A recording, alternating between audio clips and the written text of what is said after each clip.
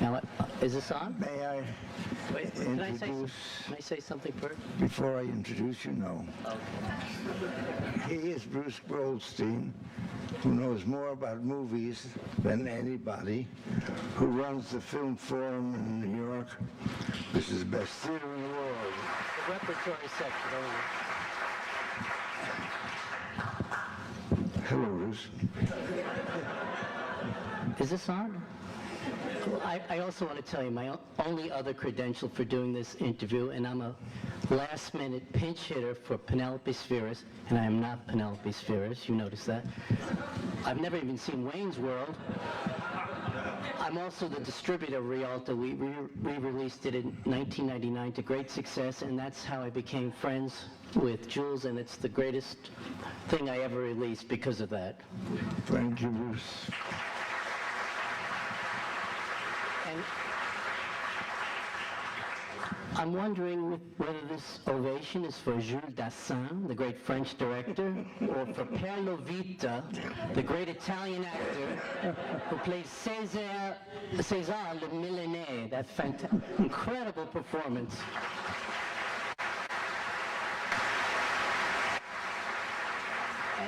And I'm constantly getting messages, do you know Jules Dassin?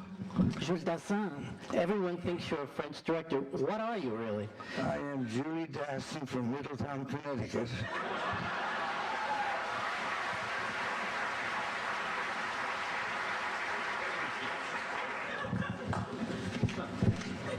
Yes, a list. Well, we went over that. But, you know, prior to Rafifi, you made, and he was shocked to hear this, 11 features in Hollywood. I refuse. I refuse. Beginning in 1942, he'd also made a short he doesn't want to know anything about for MGM. But he made 7 films as a contract director for MGM, 2 for producer Mark Hellinger, and 2 film noir masterworks for Fox. Correct? So how did you wind up making the quintessential French film noir? Well, that's a long voyage, my friend. The years that you mentioned that MGM were a problem for me. I didn't know what I was doing, except that I knew that every day, for a number of films, I would enjoy the privilege and the fun of working with Marcia Hunt. Hey, Marcia, if you're there, I love you.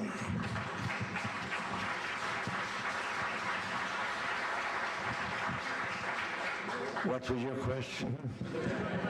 How did you wind up making a film in France? Well, there was a time when I became unemployable in the United States.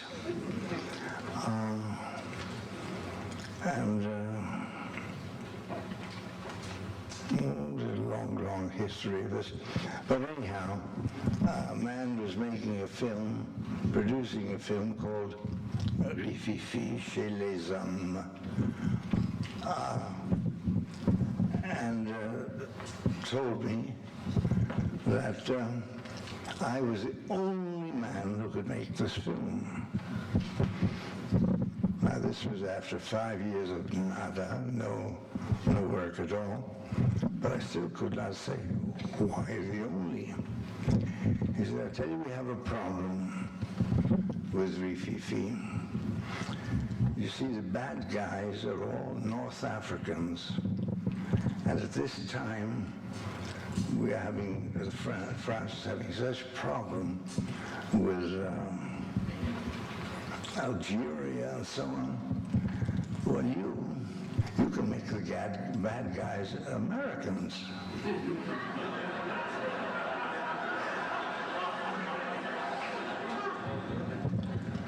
And when I said to him, have you thought of making them French? He hadn't. Well, anyhow, I got that job for the same reason I was blacklisted. So,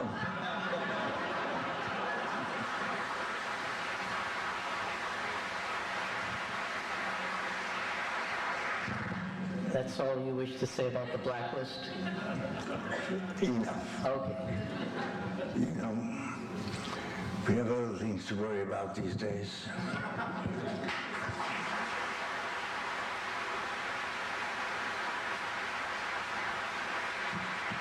I was thinking, for instance, about the Patriot Act. You know, that kind of stuff.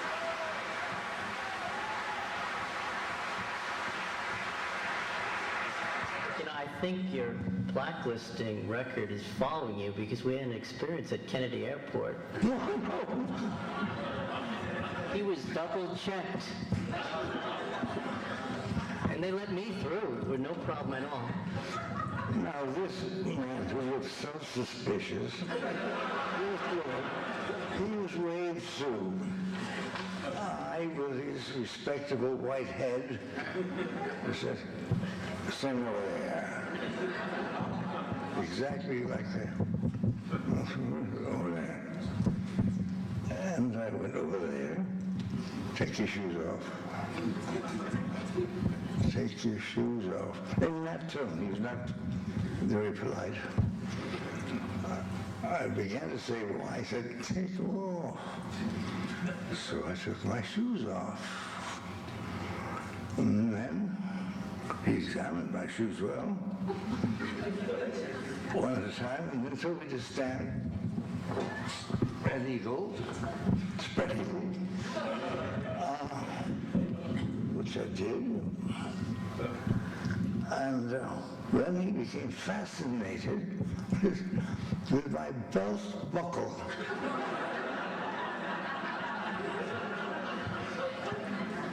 And he said, all right, this is nothing just professional. And he wandered about.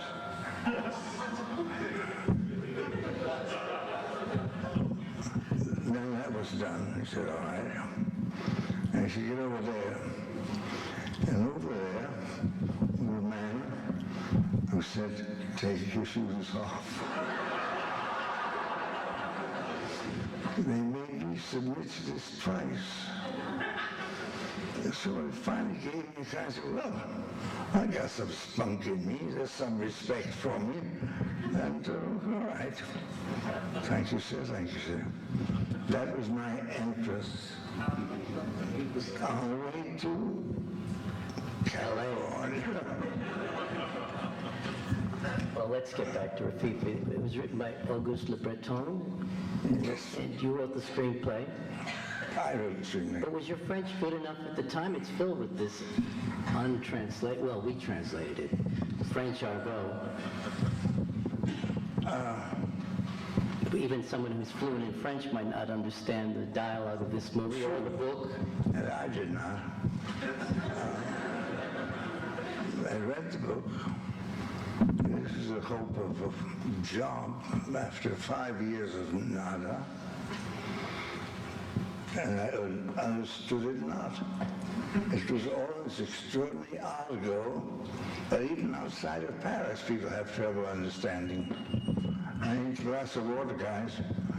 And Could we have some water, please?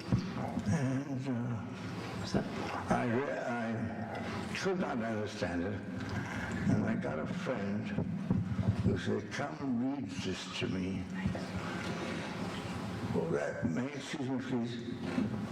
I'm nervous. We saw so many friends. L'chaim,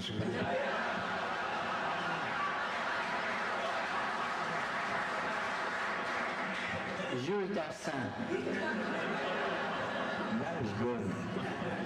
I did not understand this book, and I said, come read it to me, to this friend. He said, please don't. I've been courting this girl for such a long time, and now she's giving me a weekend. I said, no, you come and read it to me. And that's the way I understood what the book was. And it was really shocking. It was about these North African bad people who did all kinds of things, not stopping at necrophilia. And I said to myself, I can't do this. I can't do this. And I went to see the man, and he said, well, I said, I love it.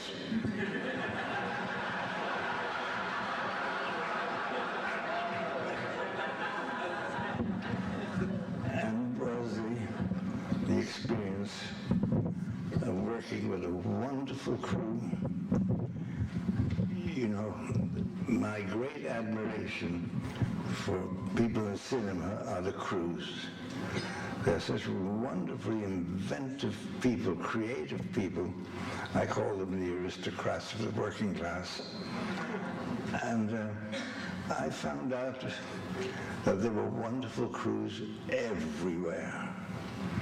And I had this beautiful gang in Paris, and they made life easy for me because I didn't understand the technical things.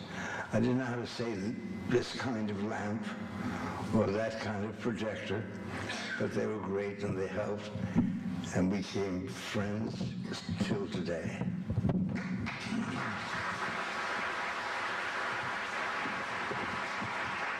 Someone just dropped a bottle of Dasani water over here. Would you prefer that? Did you know you were making... Well, let's talk about the heist sequence, the 30-minute heist sequence, which is without music or dialogue. Very unusual. I had a problem with Mr. Georges Le Breton, who wrote the book. I couldn't tell him whether I had problems understanding the book or the villains or North Africans and so on. And I had to write the script, honest to God, get ready in 6 days. And it was brought to him, and he was a guy who, in his very young years, I think went through a reformatory or something. And this gave him a reputation they carried until now. He was playing George Raft or something. And he always had this hat. Without the hat, there was no guy.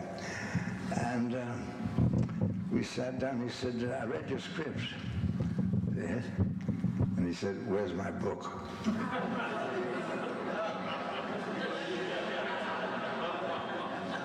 And I said, well, you know, when you adapt, you know, all that junk that you say, but you know what to say. And he said, that's very interesting. Where's my book?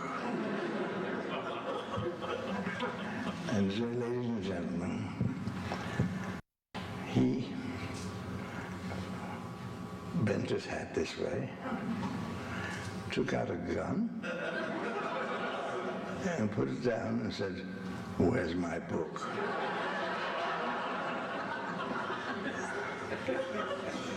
I began to laugh. And because I laughed, he took me in his arms and became good friends after that.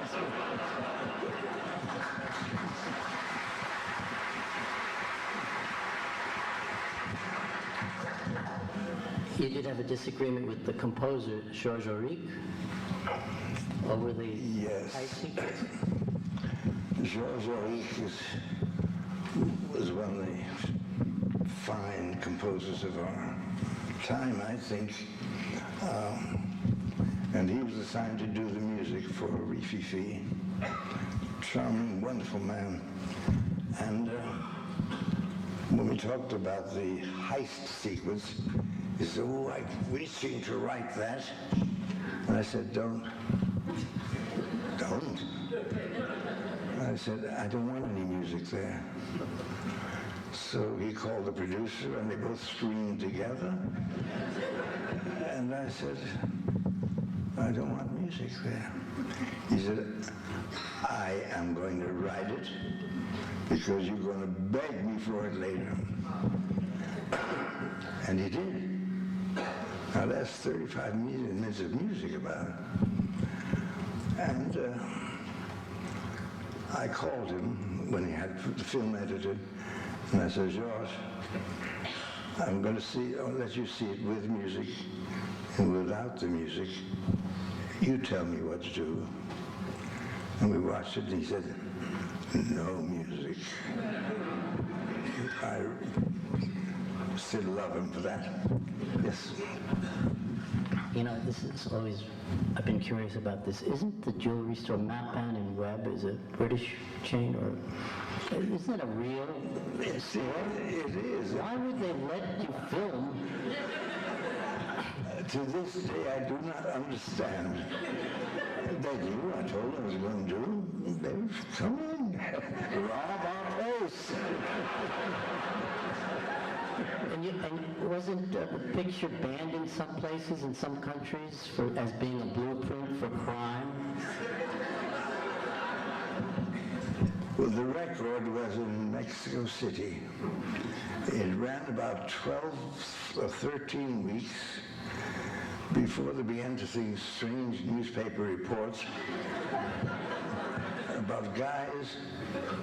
They said titles, Rifi, stealing and robbing and so forth, and they stopped the picture dead, out picture. And they came to interview me and said, do you realize that you're having a little university of crime here? And you're teaching people these things? And I said, no, I'm saying, showing them how difficult it is. They wouldn't let me get away with that. I believe that Rififi is the first film ever called a film noir in Francois Truffaut's review of it. I think so. So that's another Dassin first. You can do that.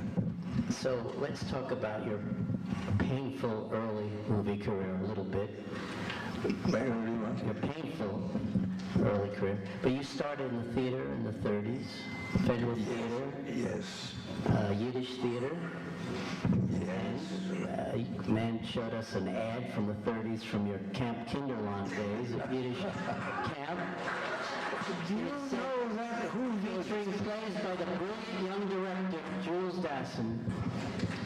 So this is a wonderful, oh boy, most enjoyable, my most creative years was in Camp Kinderland, where workers used to go for their holidays. And they thought they'd have holidays until I grabbed them, made them act in the plays. And it was a wonderful, wonderful place, wonderful experience. We were all very left dreamers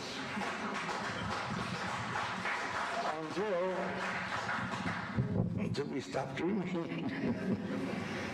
But it was a wonderful place. It's wonderful souvenirs and joyous, joyous times. How did that come into your script now? it was building up to how you got into the movies. Oh, yeah. Jules Dassin.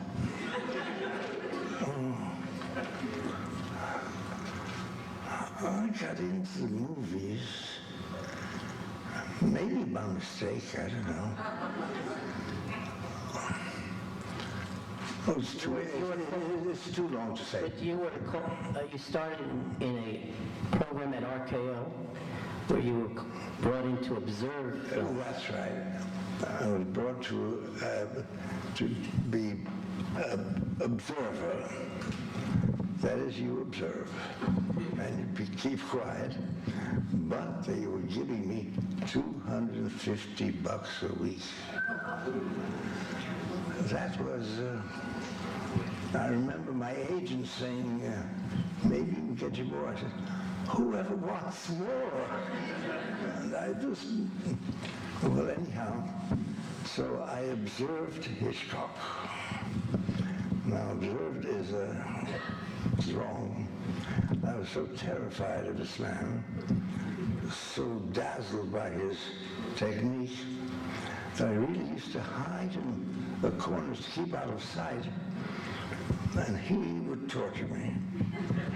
After each take, he would say, "Is that all right for you? Can I print it?"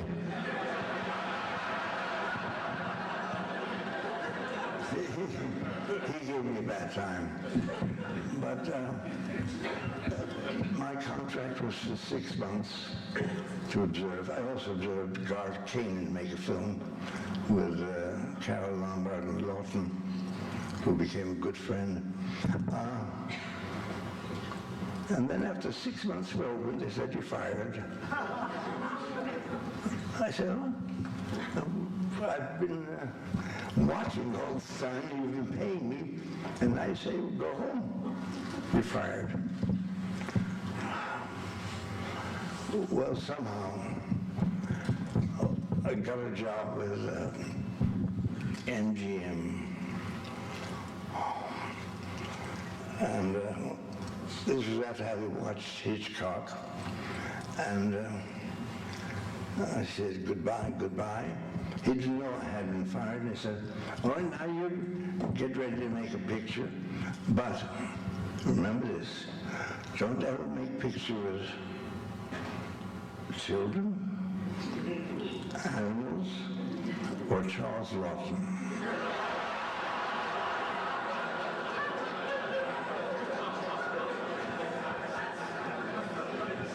And it so happened that some years later I was making a film with Lawton, an animal, and children. You can imagine the exchange of telegrams. For the record, Canterville Ghost with Charles Lawton and Margaret O'Brien, but I don't remember the animal. And for the record, the Hitchcock film was Mr. and Mrs. Smith. That's right, yeah. So then you got a contract at MGM, and your first feature was Nazi Agent with Conrad Veidt as good and evil identical twins. One a loyal American, the other a Nazi. Who could ever forget it? Me, I'll forget it. Well, then how about Reunion in France with John Wayne and Joan Crawford as French resistance fighters? Don't listen to this man. Who doesn't know who's saying? So you made 7 films. I never heard of him. What about Marcia's 2 films, Letter to Evie and The Affairs of Marcia. Hope she I love her. Next. What made you leave MGM? By the way, Faye Kane told us tonight, this very evening, that you were Louis Mayer's favorite young director. He loved you. I wish he hadn't. I don't know where Faye got that story, because after a while we were not very polite with each other. And my whole struggle was to get away from that contract. It was those days when they had those slave contracts. When you were in the contract for 7 years, they could continue every 6 months. You could not. So you were hooked for 7 years. And that's a long term. No more to say about that. Nope. No more Louis Mayer stories?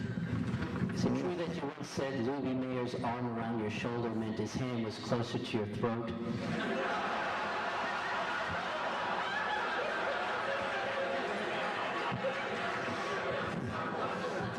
I'm not sure I made that up. Okay, so you leave MGM and you work for Mark Hellinger, independent producer, working for Universal, making pictures for Universal International. Made 2 extraordinary films, Brute Force, prison movie, which just screened here yesterday, I think. And a seminal film in the history of movies, The Naked City, first major sound film made largely on the streets of New York. Yeah. That was a very interesting experience. The producer was Mark Hellinger, a very strange, interesting man who died very young, only because he had read in the newspaper that there were really only 2 great brandy drinkers, one being Winston Churchill and the other Mark Hellinger. but he didn't like second place and killed himself. Very young, a nice man, and a producer who took care of the director. The studio was criticizing. They didn't want the film to be shot away from studio. And they said, this kid is making us a travelogue. But he was wonderful and steadfast, but kept on with cognac. And he died before the picture opened. I'm sure of that, because at that time,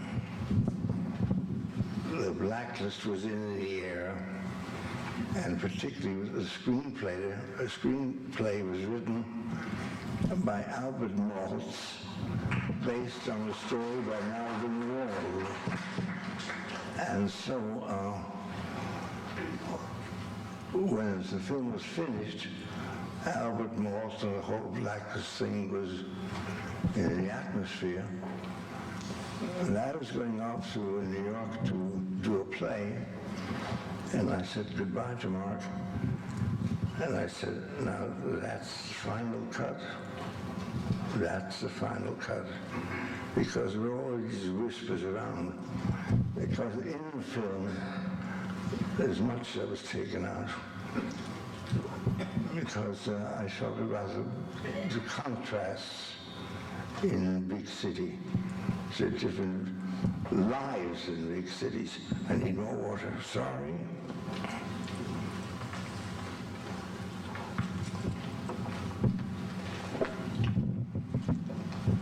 Many cuts were made, and I am sure to this day that they were not made with Mark's knowledge. I think they got their hands on it after Mark died. And I saw the New York opening and just walked out of the theater weeping because things I cared about so much in the film were taken away. But that's a long time ago, and I'm okay now. It's still a great film, and it's screening here, and I think Malvin Wall who's here tonight, Yes. will be introducing it on Oh, really? when it shows in this series, yeah. You were one of the first to do extensive location work in New York. Sound era. Actually, that's not true. The first man who did a lot of it was a house on 92nd Street by whose help? Henry Hathaway. Henry Hathaway. I think we did more away from the studio, and most of the interiors also in New York. He didn't get up to the top of the Williamsburg Bridge, though. No. This was before the days of, nowadays, my neighborhood in New York, every other week is filming day. There's 20 vans. You didn't have these luxuries they have today. Yeah. Location. How did you film on location in New York in those days? Oh boy, all kinds of tricks, because people would gather by the hundreds interested in watching shooting. And we had all kinds of tricks to hide the camera. I had a portable newsstand. I had a gardener, florist. I forget any language anymore. A florist delivery thing with mirrors on it, but see-through mirrors, so I could use that. But my favorite, because they used to know where you were going to shoot. They found out from the hotels, from the actors, and sometimes you'd come to the location, and there were truly hundreds of people. How do you shoot? So I had one guy with me for most of the film. He was great. I would put him up on the ladder, about 200 yards away, with an American flag, and he would be ranting against the society of our time, and the people would rush to him, and I'd get my shots.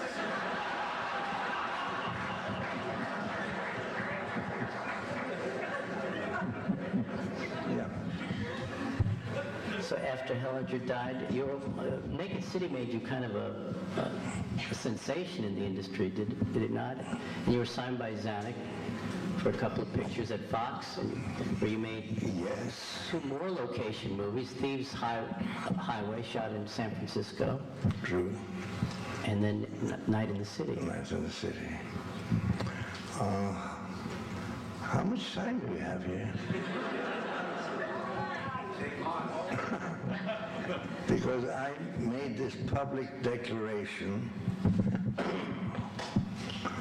I said, I'm old enough to say what I feel. I like Darryl Zanuck.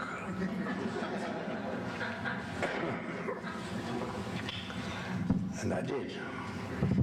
And I used to say to him, Darryl, look, your ambition is to be a nice guy, but you can't make it.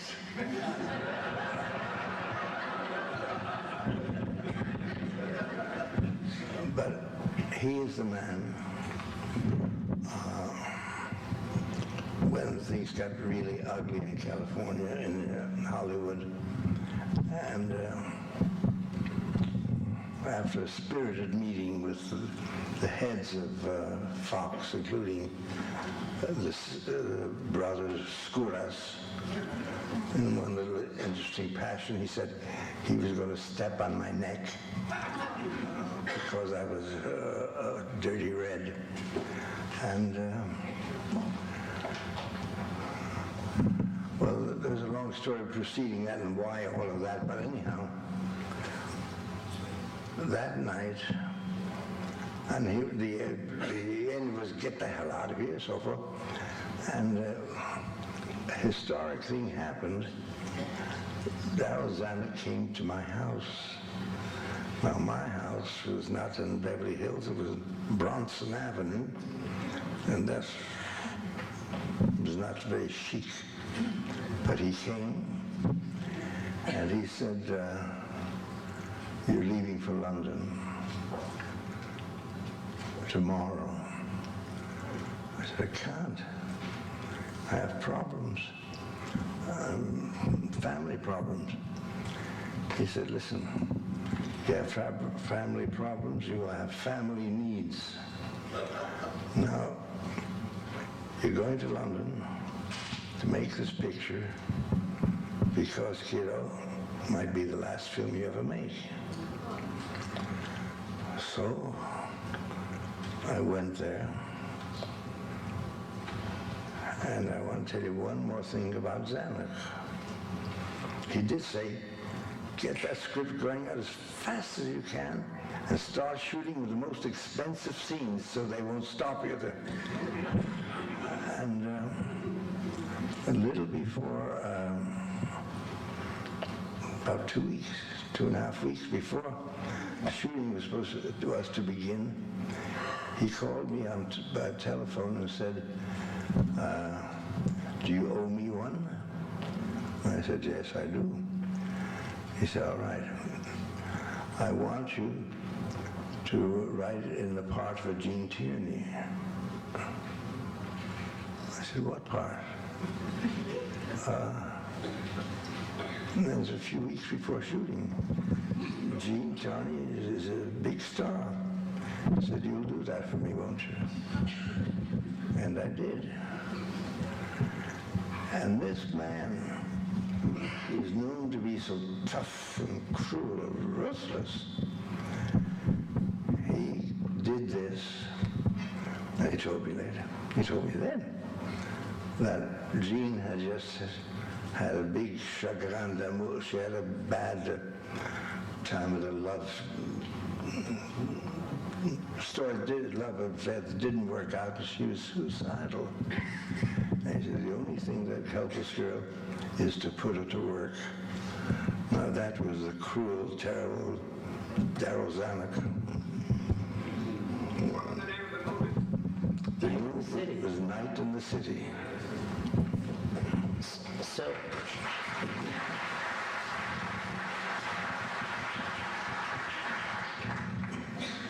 so, you never returned to Fox? Did you ever go back to the lot? No, I was not allowed back on the lot. I don't blame the sons on it, but such was the atmosphere. And to correspond with an editor by telephone is not the best way to edit film, and nor with the man who wrote the music, Franz Waxman. And this was all done by telephone. But that then was the end of my Hollywood career, and it took 5 years to get another job, which was Rififi. But you did go back to the lot. I did go back to the lot in 1968. I made one picture in the States. Just that one more. At Fox? It was at Fox. 68. No, it was at Paramount. Oh, no, that was uptight at Paramount. Yes, uptight. I'm talking about when you went back to the Fox lot yesterday. I was welcomed with open arms.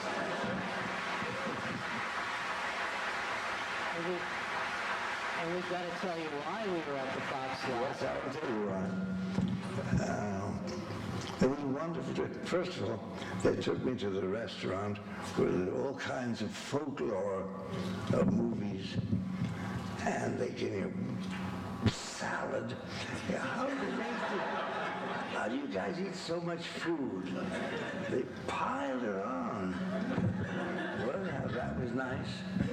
And actually, I met with this man who, there are heroes in the industry who are not the stars or the directors, the men who preserve films and restore films. And the women. And the women.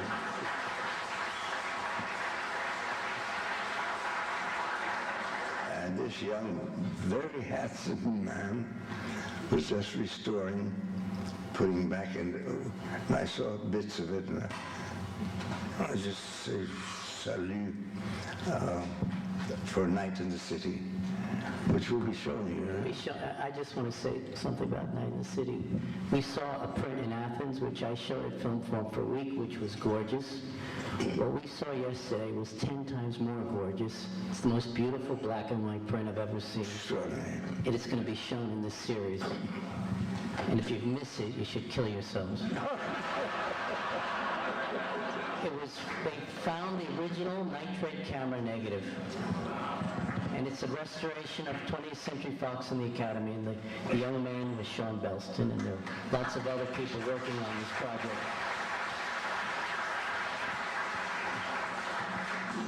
Brilliant, unsung people. Yes, sir. And there's a lot of others, by the way, who've done work on your...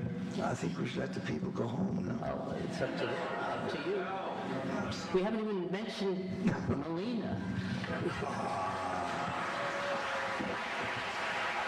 Because Rififi was a turning point in your life in many ways, and it indirectly led to your meeting your future wife. Did it not? What led to it? Rififi, by your winning the award at Cannes. Rififi was chosen to represent France in the Cannes Film Festival. And at that same year, a film, Melina's first film called Stella, was being shown. Oh, hello. Greek film, very modest budget, but everybody was toting her to win the prize. That was the talk of the festival, and she believed it, and other people did too. Am I getting away from the mic here? Anyhow, it It turned out that I won the prize at the festival for Best Direction, and Melinda did not get the prize.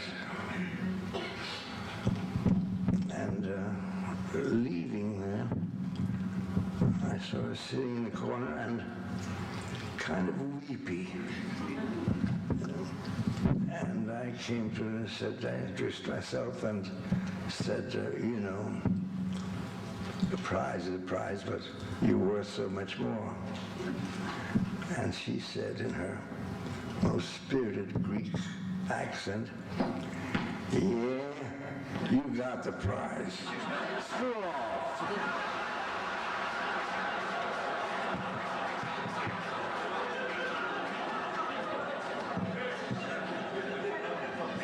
And so it was love at first sight.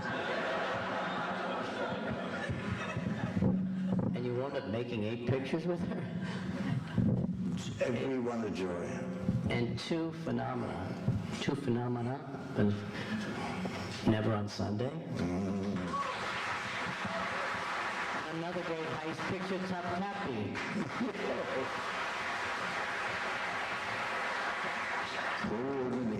And Never on Sunday was an enormous worldwide hit, and nobody wanted to back it originally. Nobody. Because the budget I was asked for was, shocked them, $100,000. And I couldn't get it. It was very, very tough. And finally, they loaned me $60,000 with the condition that when I finished it, because I had no script, I told them, I want to make this picture. They said, can we read the script? I said, I didn't write it yet. I want to write it in Athens. And they said, well, we can't do business that way. And it's understandable. So they loaned me $60,000, which if I had to pay back at the time, I'd go to jail. And then they saw the script and they said, okay. And but then I had the problem of the actor. And I didn't have more than $20,000 in the budget for an actor. And no. So I played it.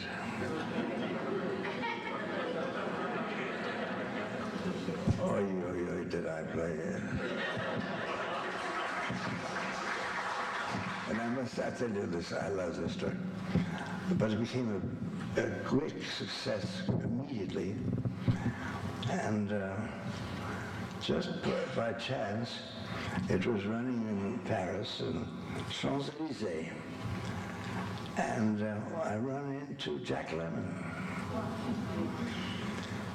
And I said, you here? How long are you here for? A while.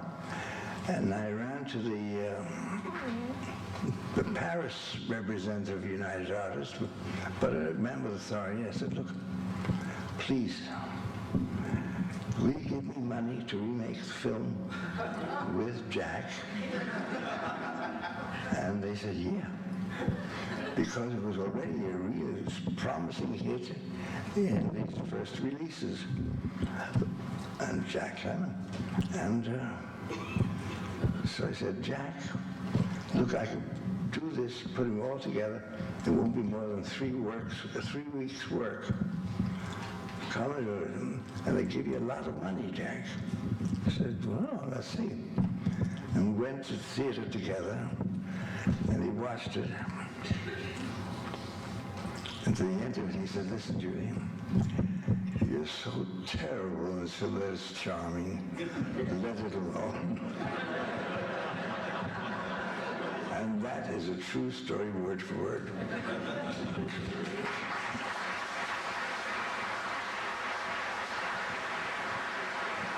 And as a result, also tourism in Athens skyrocketed.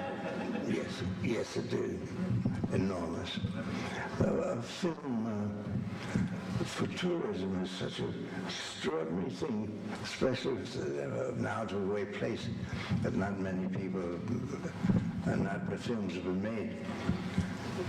I made Topkapi in Turkey, and the next year, boom, tourism. It works with films. Anyhow, don't I think we should say goodnight? Yes. Actually, we have to talk about what you're doing now. I mean, we're in a museum after all. It's actually what he's going to discuss is actually verboten in a museum among curators, but you and Melina were together for 40 years. And I'm glad you asked me to talk about that. When Melina died, I made a foundation called the Melina Mercury Foundation to continue work that she had begun. Melina was the longest reigning Minister of Culture in the history of Greece.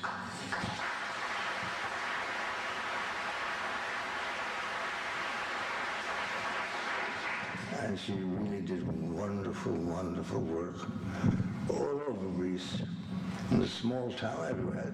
Fine work, including creating 10 regional theaters where there never was a theater anywhere. That was only one of them. But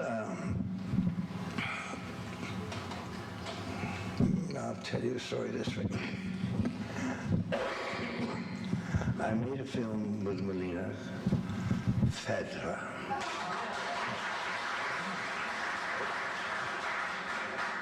And I wanted to film a scene where there was an encounter at the British Museum with the Parthenon marbles, part of it in the background.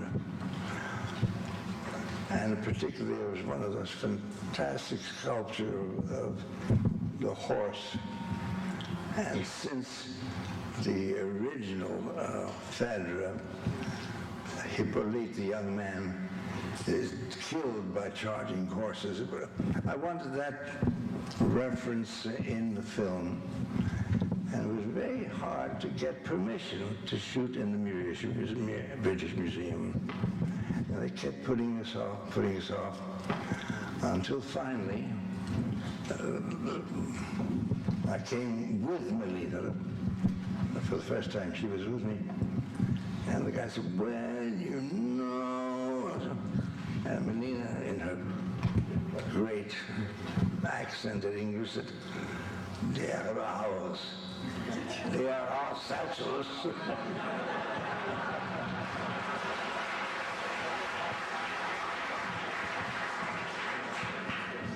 And when Melina became appointed minister, much later, of course, I happened to be there. British news reporter asked her what would be her first act as minister. And she said, I would ask for the return of the Elgin marbles.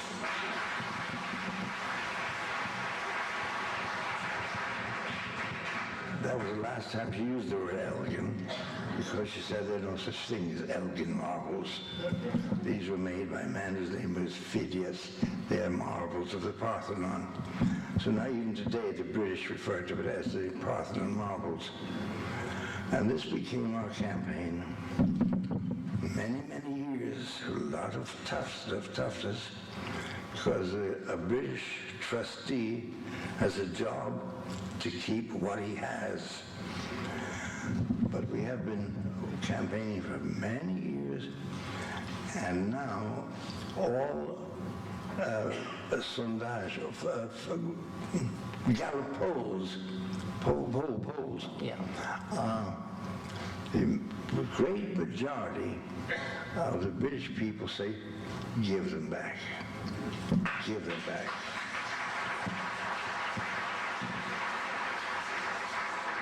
One of the last polls reaching to 80%, give them back. And a great majority of the Labour Party deputies, yeah, say give back. And we hope to have a new museum ready to receive them, because what the museum that we have now is not ample enough. It's old, it's built on the Acropolis, which is wonderful, or near, but there's not enough room, not enough space, not enough air conditioning and so on. And we're building this new museum, and it's a beauty, it's a beauty. But there are all kinds of delays and problems. You had to expropriate different houses around, so it took a long time.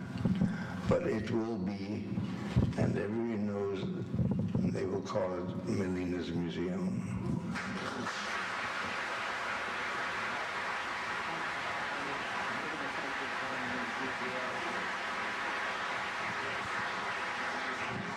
I thank you for being here. I feel friendship. I want to thank the museum for creating this affair with the help of the Greek press office, who were wonderful, and that the Screen Directors Guild, the Screenwriters Guild, and the Academy are sponsoring this event. I am very grateful. Thank you.